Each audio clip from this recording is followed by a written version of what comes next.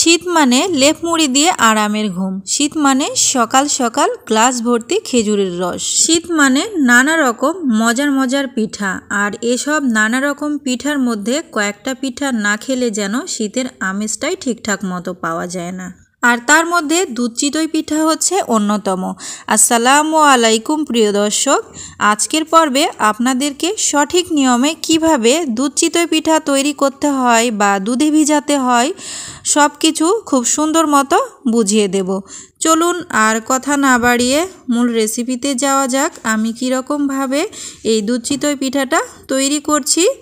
আমি এখানে একটা বোল নিয়ে নিয়েছি আর বোলের ভেতরে দিয়ে দিচ্ছি 2 কাপ পরিমাণ চালের গুঁড়ি। এটা আমার মেজারমেন্ট কাপে মাপা। এটা হচ্ছে শুকনো চালের গুঁড়ি, বাড়িতে ভাঙানো, রোদে খুব কটকটে করে শুকানো। আর দিয়ে দিচ্ছি স্বাদ মতো লবণ। তার সাথে দিয়ে দিলাম 1 চামচের মতো বেকিং পাউডার। 1 চামচের মতো বেকিং পাউডার দিলে এই পিঠাটা খুবই সুন্দর মতো ফুলবে। এবার নিয়েছি আমি গরম পানি, হাত ডুবিয়ে রাখা যায় এমন। তো আমি প্রথমত 1 কাপ পরিমাণ পানিটা দিয়ে নিলাম। তারপরে পানিটা একটু গরম থাকে, আমি সামান্য পরিমাণ গরমও ধরতে পারি না, এই জন্য একটা লাকড়ির দ্বারা এটাকে একটু মিশিয়ে নিলাম। তারপরে এই যে হাত দিয়ে চলে এসেছি এটাকে মাখামাখি করতে। তো আপনারা দেখতেই পাবেন আমি কীরকম জোরে জোরে এটাকে মাখামাখি করি। আমি দীর্ঘ 5 মিনিট ধরে এটাকে খুব ভালো মতো মাখামাখি করে নিয়েছি। তো এটাকে খুবই ভালো মাখাতে হবে। এরকমভাবে মাখানোর ফলে কিন্তু একটা আঠালো ভাব চলে আসবে, তখনই মনে করতে হবে যে এটা মাখানো পারফেক্ট হয়েছে। এটাকে আমি আধা ঘন্টার জন্য রেস্টে রেখে দিলাম। আপনাদের হাতে যদি সময় না থাকে সেক্ষেত্রে 10 মিনিট রাখলেও চলবে। দেখতেই পাচ্ছেন কীরকমভাবে শুকিয়ে গেছে, একদম পানিগুলো টেনে নিয়েছে। এ পর্যায়ে আমি আবারও 1 কাপ পানি ঢেলে দিয়ে দিব পুরোটাই। তো পানিটা দিয়ে নেওয়ার পর আবারও খুব ভালো মতো এটাকে হাত দিয়ে কিছুক্ষণ মেখে নেব।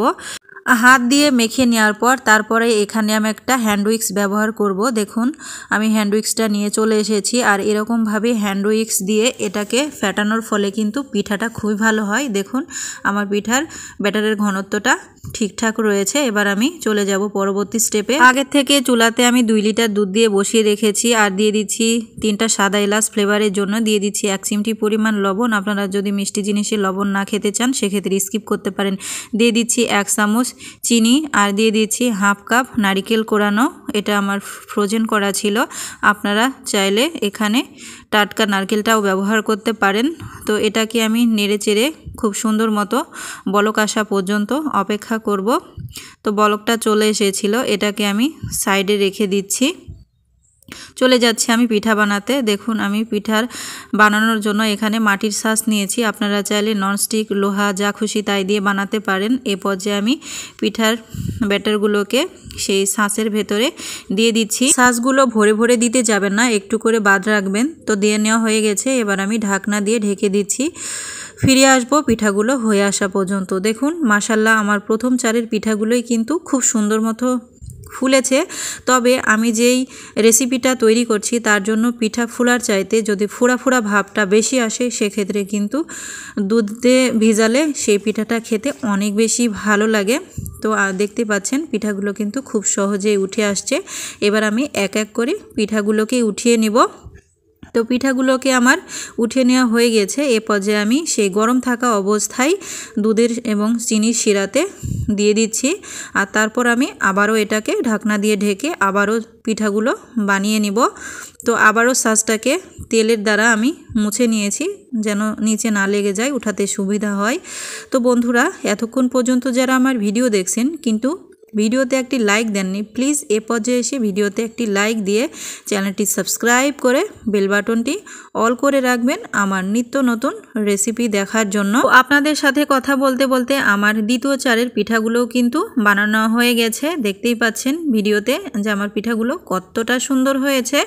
আমি আজকে খুবই খুশি যে আমি মাটির ছাঁচে গ্যাসের চুলায় পারফেক্টভাবে চিতই পিঠা বানাতে পেরেছি। আপনারাও আমার রেসিপিটি ফলো করে এইরকমভাবে ট্রাই করবেন। বন্ধুরা আমার পিঠাগুলো বানানো শেষ আর দুধে ভিজানো শেষ। এ পর্যায়ে আমি এখানে 1.5 কাপ খেজুরের গুড় গরম করে নিচ্ছি, টকবগে গরম করে নিচ্ছি।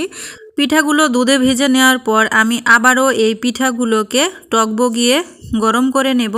আর এরকমভাবে বলক দিয়ে নেওয়ার ফলে পিঠাতে খুব সুন্দর মতো দুধগুলো চলে যাবে।